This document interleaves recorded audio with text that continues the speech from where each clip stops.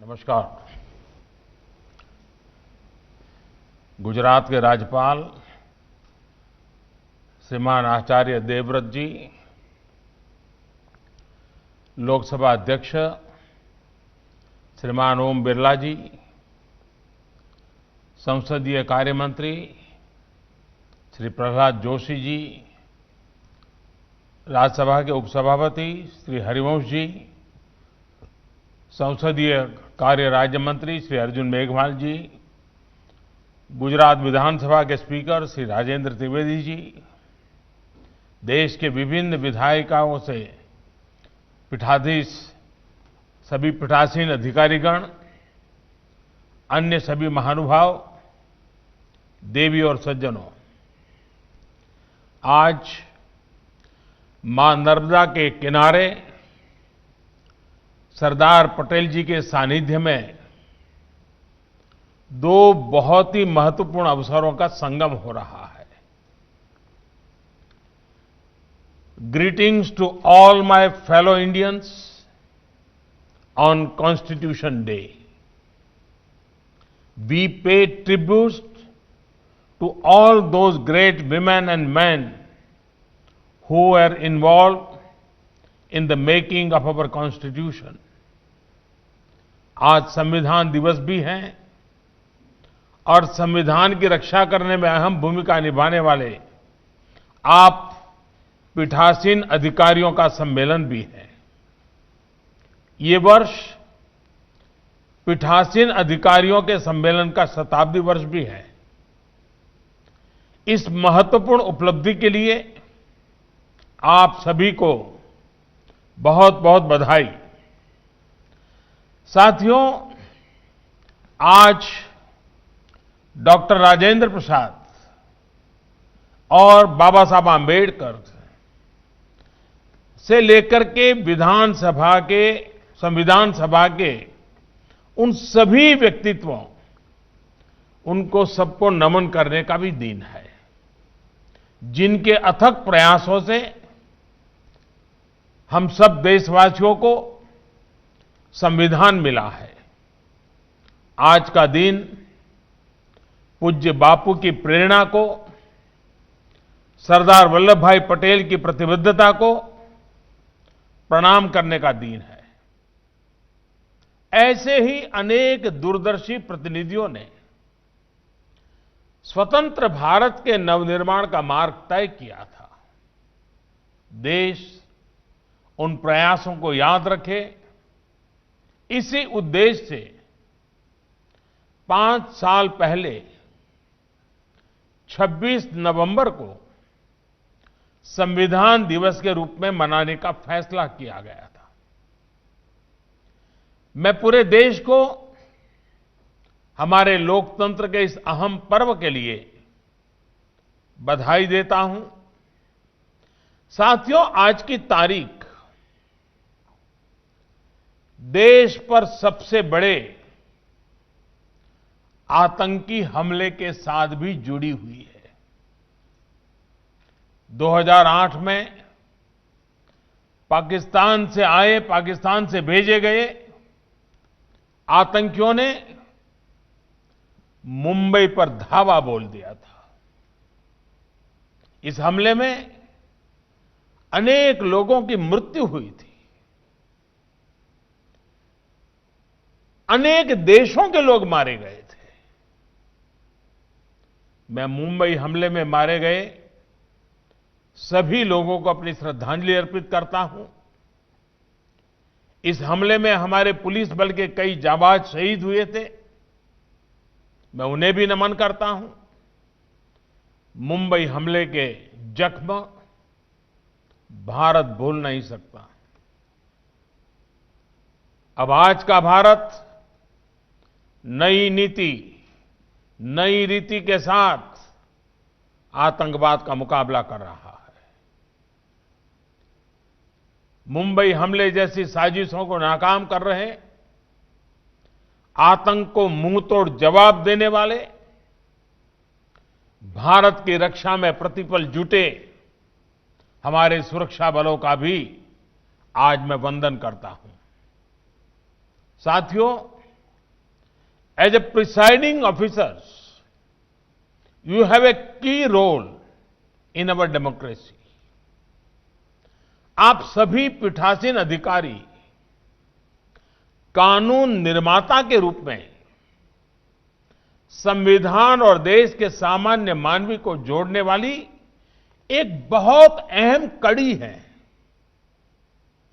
विधायक होने के साथ साथ आप सदन के स्पीकर भी हैं। ऐसे में हमारे संविधान की तीनों महत्वपूर्ण अंग विधायिका, कार्यपालिका और न्यायपालिका के बीच बेहतर सामंजस्य स्थापित करने में आप बहुत बड़ी भूमिका अदा कर सकते हैं। आपने अपने सम्मेलन में इस पर काफी चर्चा भी की है। संविधान की रक्षा में न्यायपालिका की अपनी भूमिका होती है, लेकिन स्पीकर लॉ मेकिंग बॉडी का फेस होता है। इसलिए स्पीकर एक तरह से संविधान के सुरक्षा के कवच का पहला प्रहरी भी है। साथियों, संविधान के तीनों अंगों की भूमिका से लेकर मर्यादा तक सब कुछ संविधान में ही वर्णित है। 70 के दशक में हमने देखा था कि कैसे सेपरेशन ऑफ पावर की मर्यादा को भंग करने की कोशिश हुई थी, लेकिन इसका जवाब भी देश को संविधान से ही मिला।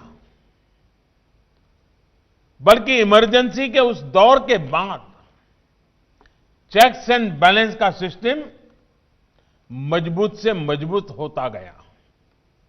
विधायिका, कार्यपालिका और न्यायपालिका तीनों ही उस कालखंड से बहुत कुछ सीखकर आगे बढ़े।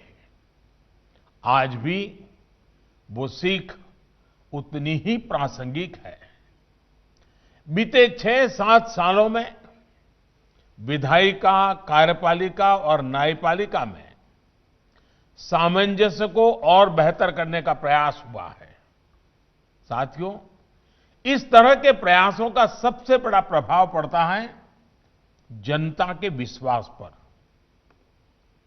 कठिन से कठिन समय में भी जनता की आस्था इन 3 अंगों पर बनी रहती है। ये हमने इन दिनों इस वैश्विक महामारी के समय भी बखूबी देखा है। भारत की 130 करोड़ से ज्यादा जनता ने जिस परिपक्वता का परिचय दिया है, उसकी एक बड़ी वजह सभी भारतीयों का संविधान के तीनों अंगों पर पूर्ण विश्वास है। इस विश्वास को बढ़ाने के लिए निरंतर काम भी हुआ है। महामारी के इस समय में देश की संसद ने राष्ट्रहित से जुड़े कानूनों के लिए, आत्मनिर्भर भारत के लिए, महत्वपूर्ण कानूनों के लिए जो तत्परता और प्रतिबद्धता दिखाई है, वह भी अभूतपूर्व है। इस दौरान संसद के दोनों सदनों में तय समय से ज्यादा काम हुआ है। सांसदों ने अपने वेतन में भी कटौती करके अपनी प्रतिबद्धता जताई है। अनेक राज्यों के विधायकों ने भी अपने वेतन का कुछ अंश देकर कोरोना के खिलाफ लड़ाई में अपना सहयोग दिया है। I want to appreciate all these efforts.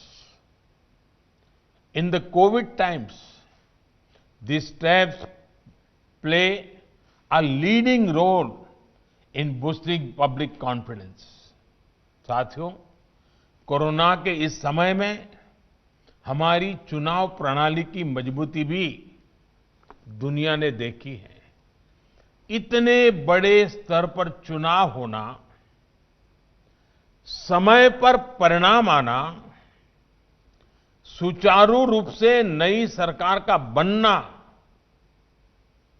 ये इतना भी आसान नहीं है। हमें हमारे संविधान से जो ताकत मिली है, वो ऐसे हर मुश्किल कार्यों को आसान बनाती है। हमारा संविधान 21वीं सदी में बदलते समय की हर चुनौती से निपटने के लिए हमारा मार्गदर्शन करता है। नई पीढ़ी के साथ उसका जुड़ाव बढ़े, ये दायित्व हम सभी पर है। आने वाले समय में संविधान 75 वर्ष की ओर तेज गति से आगे बढ़ रहा है। उसी प्रकार से आजाद भारत की 75 वर्ष का होना वाला है। ऐसे में व्यवस्थाओं को समय के अनुकूल बनाने के लिए, बड़े कदम उठाने के लिए हमें संकल्पित भाव से काम करना होगा। राष्ट्र के रूप में लिए गए हर संकल्प को सिद्ध करने के लिए विधायिका, कार्यपालिका और न्यायपालिका उसको बेहतर तालमेल के साथ काम करते रहना है। हमारे हर निर्णय का आधार एक ही तराजू से तोलना चाहिए, एक ही मानदंड होना चाहिए, और वो मानदंड है राष्ट्रहित। राष्ट्रहित, यही हमारा तराजू होना चाहिए। हमें ये याद रखना है कि जब विचारों में देशहित, लोकहित, उसके बजाय राजनीति हावी होती है, तो उसका नुकसान देश को उठाना पड़ता है। जब हर कोई अलग अलग सोचता है, तो क्या परिणाम होते हैं, उसका गवाह आप 2 दिन से जहां विराजमान हैं, वो सरदार सरोवर डैम भी उसका एक बहुत बड़ा उदाहरण है। साथियों, केवड़िया प्रवास के दौरान आप सभी ने सरदार सरोवर डैम की विशालता देखी है, भव्यता देखी है, उसकी शक्ति देखी है। लेकिन इस डैम का काम बरसों तक अटका रहा, फंसा रहा। आजादी के कुछ वर्षों के बाद शुरू हुआ था, और आजादी के 75 वर्ष जब सामने आए हैं, अभी कुछ साल पहले वो पूरा हुआ। कैसी कैसी बाधाएं, कैसे कैसे लोगों के द्वारा रुकावटें, किस प्रकार से संविधान का दुरुपयोग करने का प्रयास हुआ, और इतना बड़ा प्रोजेक्ट, जनहित का प्रोजेक्ट, इतने सालों तक लटका रहा।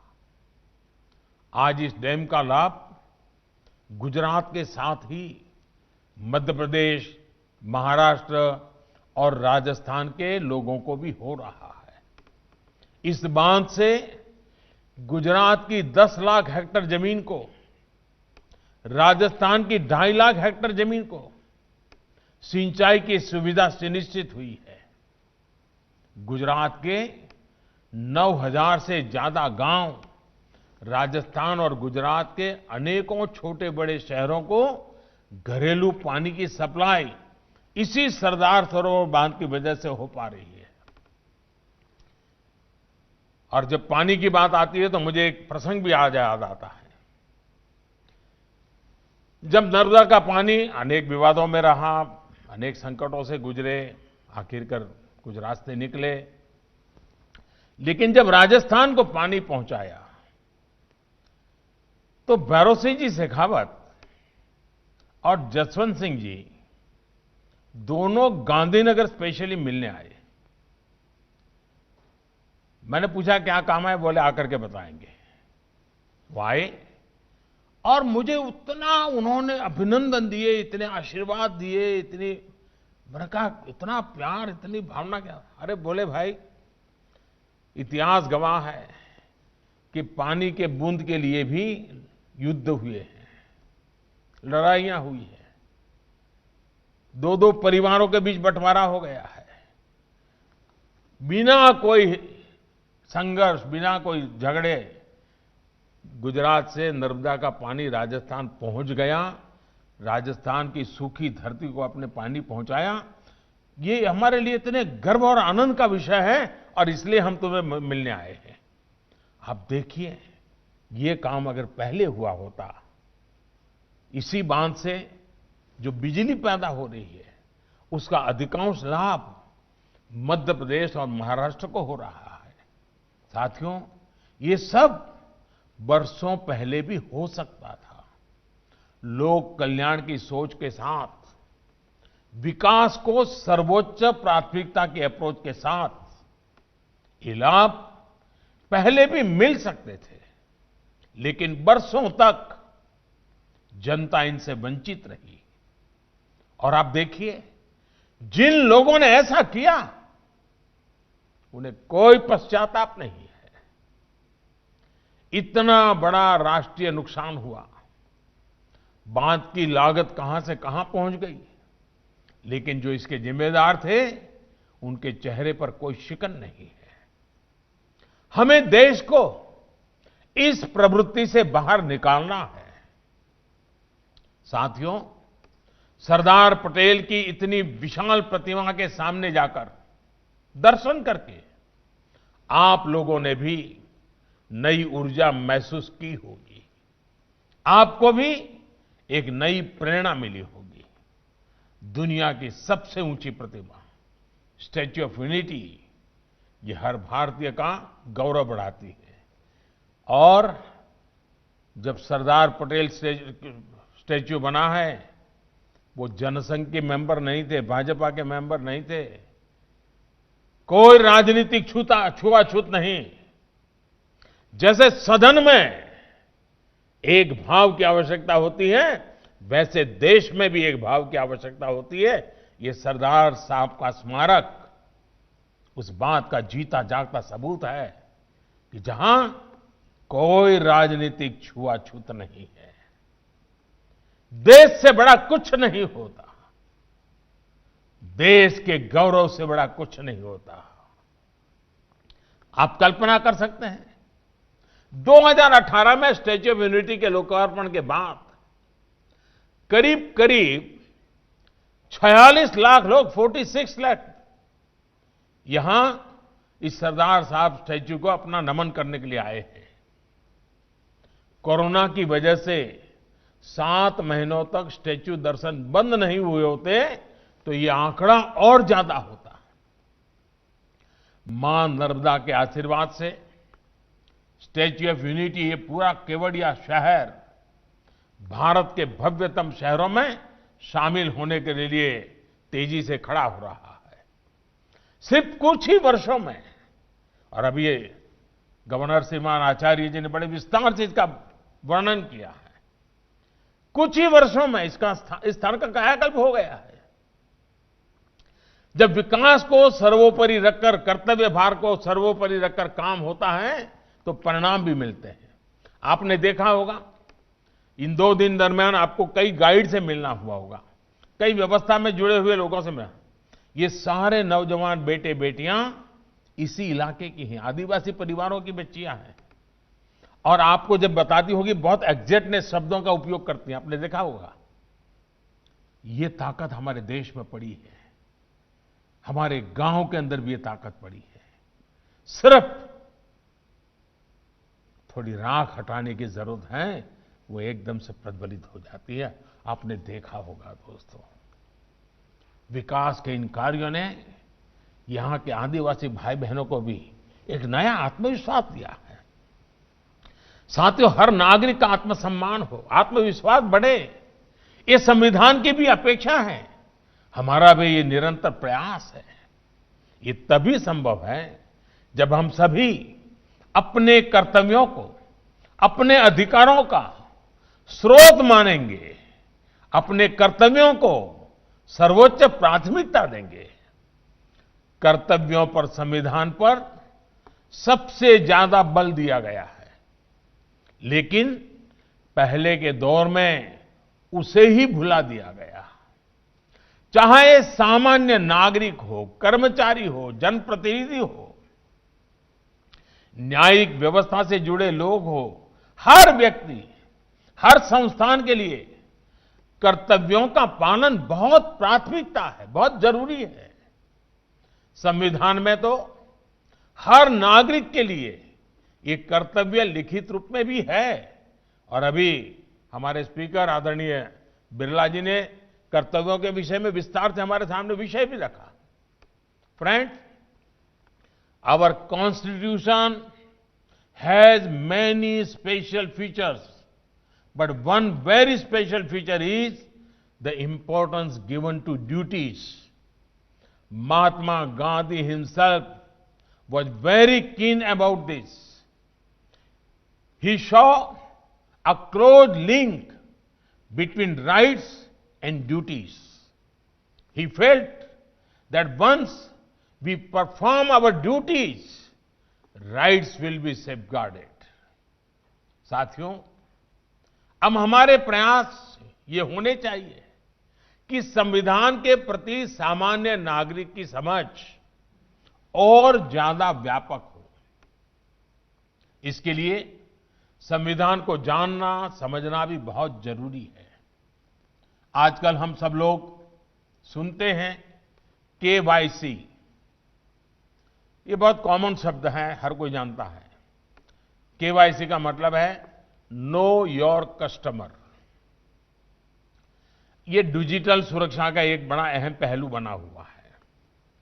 उसी तरह केवाईसी एक नए रूप में, केवाईसी यानी नो योर कॉन्स्टिट्यूशन, हमारे संविधान सुरक्षा कवच को भी मजबूत कर सकता है। इसलिए मैं संविधान के प्रति जागरूकता के लिए निरंतर अभियान चलाते रहना ये देश की आने वाली पीढ़ियों के लिए आवश्यक मानता हूं। विशेषकर स्कूलों में, कॉलेजों में हमारी नई पीढ़ी को इससे बहुत करीब से परिचय करना हो चुका। I would urge you all to take initiative that make aspects of our constitution more popular among our youth, that too through innovative methods. साथियों, हमारे यहां बड़ी समस्या ये भी रही है कि संवैधानिक और कानूनी भाषा उस व्यक्ति को समझने में मुश्किल होती है जिसके लिए जो कानून बना है। मुश्किल शब्द, लंबी लंबी लाइनें, बड़े बड़े पैराग्राफ, क्लोज सब क्लोज, यानी जाने अनजाने एक मुश्किल जाल बन जाता है। हमारे कानूनों की भाषा इतनी आसान होनी चाहिए कि सामान्य से सामान्य व्यक्ति भी उसको समझ सके। हम भारत के लोगों ने इस संविधान खुद को दिया है, इसलिए इसके तहत लिए गए हर फैसले, हर कानून से सामान्य नागरिक सीधा कनेक्ट महसूस करे, ये सुनिश्चित करना होगा। इसमें आप जैसे पीठासीन अधिकारियों की बहुत बड़ी मदद मिल सकती है। इसी तरह समय के साथ जो कानून अपना महत्व खो चुके हैं, उनको हटाने की प्रक्रिया भी आसान होनी चाहिए। अभी हमारे माननीय हरिवंश जी ने उसके विषय में अच्छे उदाहरण दिए हमारे सामने। ऐसे कानून जीवन आसान बनाने के बजाय बाधाएं ज्यादा बनाते हैं। बीते सालों में ऐसे सैकड़ों कानून हटाए जा चुके हैं, लेकिन क्या हम ऐसी व्यवस्था नहीं बना सकते जिससे पुराने कानूनों में संविधान की तरह ही पुराने कानूनों को रिपील करने की प्रक्रिया स्वतः चलती रहे? अभी कुछ कानूनों में सनसेट क्लॉज की व्यवस्था शुरू की गई है। अब एप्रोप्रिएशन एक्ट और कुछ और दूसरे कानूनों में भी इसका दायरा बढ़ाने पर विचार चल रहा है।